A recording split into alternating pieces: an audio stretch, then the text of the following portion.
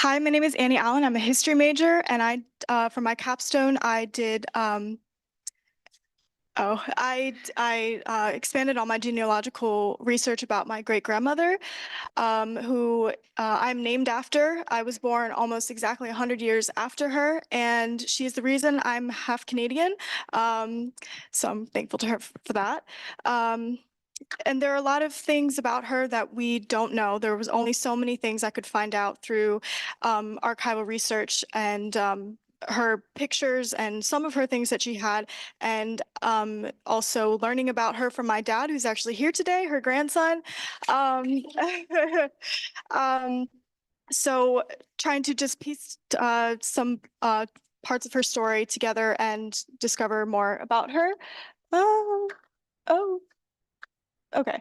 Um, she was born in 1899 and she was born in Worcestershire, England. And I think the reason why she might not have talked about her childhood a lot was because she grew up an orphan, and she also grew up in an orphanage where she worked.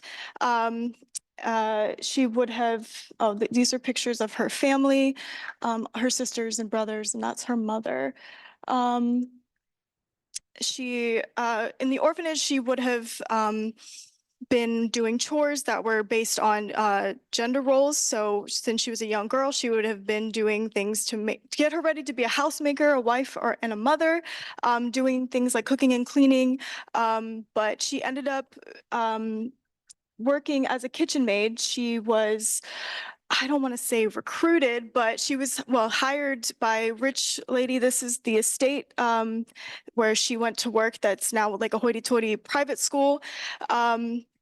Where she would have probably lived very isolated life, and only worked there for 2 years before she joined the Women's Army Auxiliary Corps during World War I, which was the first like women's army organization. So she would have been one of the first thousands.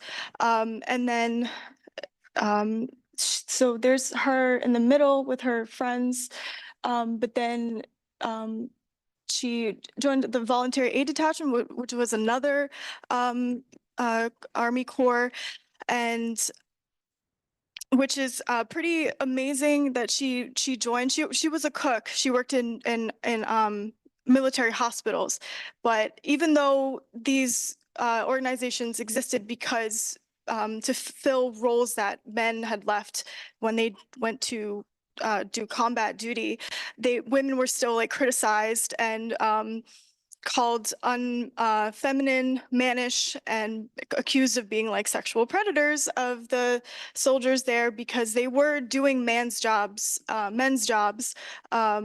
even though the men weren't there to do them. So that's why the women were. And then she ended up going to Canada in 1920 after the war was over. And because in Britain there was a surplus of women, and in other British dominions like Canada, there was a surplus of men, so they wanted the women to come over to balance it out, and especially because they were worried that if men were without women, they would engage in not, moral relations, well, to them. Um, and also with Canadian imperialism, they wanted to have the ideal candidate for to prevent race degeneration of white Christian people. So she would have been the ideal candidate as a white Christian British woman, and especially because she was single. So she could be a potential wife and mother. But she didn't actually, so she continued to work in hospitals as a cook. And there's a picture of her sisters this was like before she left. And these are just some postcards in her actual passport. And she had children, but we're not sure if she actually got married because there's no record of her getting married. She did put on some there's her in the hospital that she worked. Oh, sorry. This was she wrote down her son's certificate of registration, And she did put that she got married in 1927 in Minneapolis, but I checked with the Minneapolis archives and there's no record of that. She didn't have any pictures with her husband, baby father. Um, uh, she did have pictures with her sister-in-law, which is how she met her husband. Him. It's hard to explain. I always get that. It's confusing how I explain it. But it would have been uncommon for her to not have been married and to have children, even though in Canada at that time, it was possible for women to be single, if on, but really only if they had like a higher education and they were in jobs like a teacher, nurse, and doctor. That was they were able to support themselves. But because she had children, it was really unlikely that she could have remained unmarried. And there's still things that we don't know about, including that mystery. She went back and forth to Minneapolis. It's possible that she was working as in domestic service. Um, um, but there were a lot of things that she didn't talk about. But she did go to Bermuda by herself. She went to Texas. She went all kinds of places by herself, because I'm sure that that's because of how she grew up. She grew up to be independent and be on her own, that's just how she wanted to live her life. And that's kind of passed down to my dad. This is my dad, my grandfather, her son, and me. Um, she let him do whatever he wanted, really, when he was growing up. um, let him smoke cigarettes and drink sherry. So she was kind of an unconventional woman. But I think that I would have really gotten along with her because I do see myself in a lot of what the kind of person that she was. Um, so yeah, I'm very honored to be named after her. So thank you. Sorry. Okay. What did your research process look like for this? Like, what kind of primary sources did you go through to find out stuff about her? So I did have a lot of her pictures and they're all over the place. My dad and I are still finding stuff. He was actually recently in Canada, finding more stuff about, actually finding her records of registration in the VAD.